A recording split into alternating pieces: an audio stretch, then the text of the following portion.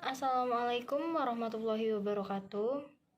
Baiklah, perkenalkan nama saya Suci Putri Nengsi dengan NIM C1C022110 dari Prodi Akuntansi.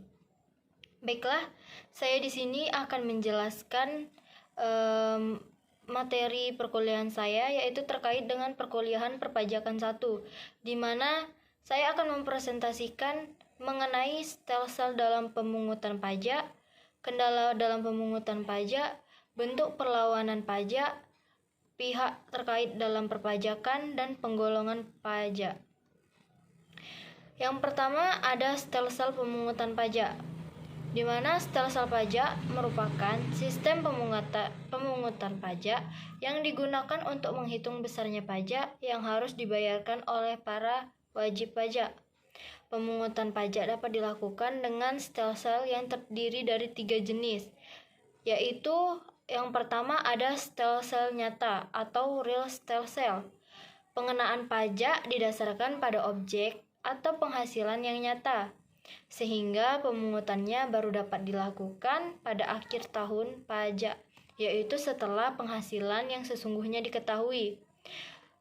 Stelsel nyata ini mempunyai kelebihannya, yaitu pajak yang dikenakan lebih realistis, di mana kelemahannya dalam stelsel nyata ini yaitu pajak baru dapat dikenakan pada akhir periode.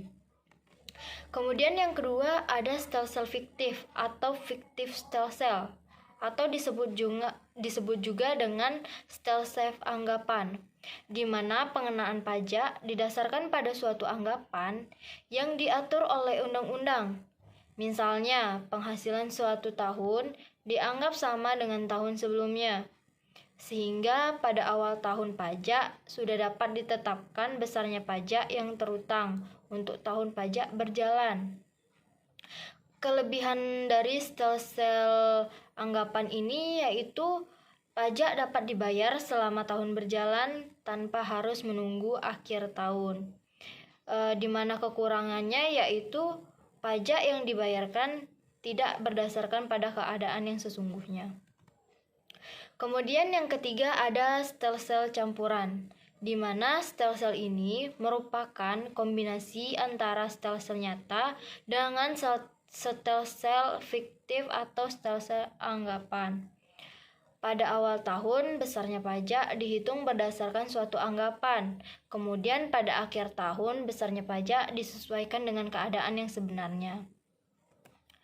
Kemudian ada kendala dalam pemungutan pajak, di mana dalam kendala dalam pemungutan pajak ini terdapat 5, yaitu yang pertama ada berbagai peraturan pelaksanaan undang-undang yang seringkali tidak konsisten dengan undang-undangnya. Yang kedua, ada kurangnya pembinaan antara pajak daerah dengan pajak nasional. Yang ketiga, ada database yang masih jauh dari standar internasional. Keempat, ada lemahnya penegakan hukum atau law enforcement terhadap kepatuhan membayar pajak bagi penyelenggara negara. Yang kelima, ada kurangnya atau tidak adanya kesadaran masyarakat. Kemudian ada bentuk perlawanan pajak.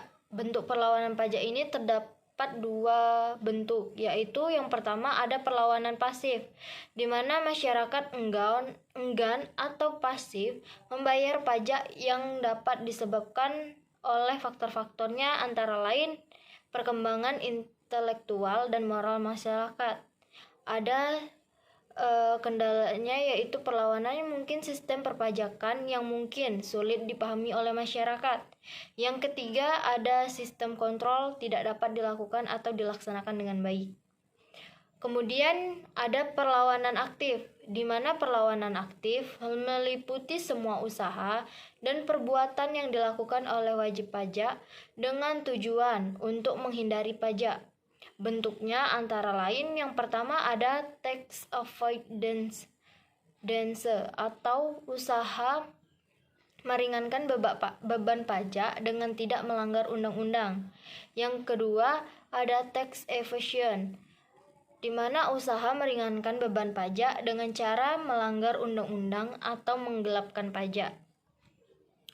Kemudian ada mengenai tentang pihak yang terkait dalam perpajakan, di mana pihak-pihak yang terkait dalam perpajakan yaitu yang pertama Menteri Keuangan Republik Indonesia, yang kedua ada Wakil Komisi 10 DPR, ketiga ada Sekjen Kementerian Keuangan, keempat ada Sekjen Kementerian Pendidikan dan Budaya, kelima ada Ditjen Pembelajaran dan Kemahasiswaan Kemenristekdikti, yang keenam ada Eselon 1 di lingkungan Kemendikbud, yang ketujuh ada Direktur Pembelajaran Ditjen Belmawa, yang kedelapan ada Direktur Kemahasiswaan Ditjen Belmawa, yang kesembilan ada Eselon 2 di lingkungan Kemendikbud, yang kesepuluh ada Kabiro KLI Kementerian Keuangan, yang ke-11 ada Direktur Pendidikan dan Pelayanan Masyarakat dan juga KPK, yang ke-12 ada Direktur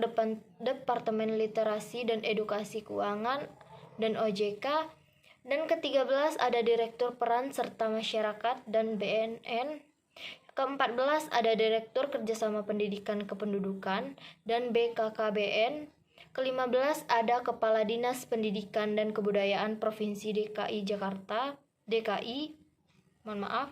yang ke-16 ada Kepala Dinas Pendidikan dan Kebudayaan Provinsi atau Kabupaten atau Kota. Ke-17 ada Museum Rekor Indonesia. Ke-18 ada Pegiat Pendidikan atau Prof. Udin Winata Putra dan lain-lain. Ke-19 ada IKPI Pusat 20, Kopertis 1 dan lain-lain.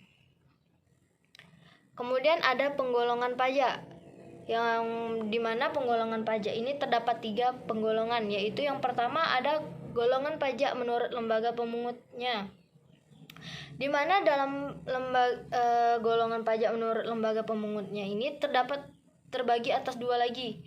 Yang pertama ada pajak pusat, di mana pajak pusat yaitu adalah pajak yang dipungut oleh pemerintah pusat dan digunakan untuk membiayai rumah tangga negara. Contohnya, pajak penghasilan, pajak pertambahan nilai, dan pajak penjualan atas barang mewah dan bea meterai. Yang kedua ada pajak daerah, yaitu pajak yang dipungut oleh pemerintah daerah dan digunakan untuk membiayai rumah tangga daerah. Pajak daerah terdiri atas 2 macam, yaitu yang pertama ada pajak provinsi. Contohnya seperti pajak kendaraan bermotor dan pajak bahan bakar kendaraan bermotor. Yang kedua ada pajak kabupaten atau kota. Contohnya seperti pajak hotel, pajak restoran, dan pajak hiburan. Yang kedua ada golongan pajak berdasarkan pemungutannya. Pajak berdasarkan pemungutannya dibagi menjadi 2, yaitu ada yang pertama pajak langsung, yaitu pajak yang harus dipikul sendiri oleh wajib pajak dan tidak dapat dibebankan atau dilimpahkan kepada orang lain. Contohnya seperti pajak penghasilan. Yang kedua ada pajak tidak langsung, yaitu pajak yang pada akhirnya dapat dibebankan atau dilimpahkan kepada orang lain. Contohnya seperti pajak pertambahan nilai. Yang ketiga ada pajak berdasarkan golongan pajak berdasarkan menurut sifatnya. Pajak menurut sifatnya terbagi kembali atas 2, yaitu yang pertama pajak subjektif, yaitu pajak yang berpangkal atau berdasarkan pada subjeknya dalam arti memerhatikan keadaan dari wajib pajak. Contohnya pajak penghasilan. Yang kedua ada pajak objektif, yaitu pajak yang berpangkal pada objeknya tanpa memerhatikan keadaan dari wajib pajak. Contohnya pajak pertambahan nilai dan pajak penjualan atas barang mewah. Baiklah, sekian presentasi saya mengenai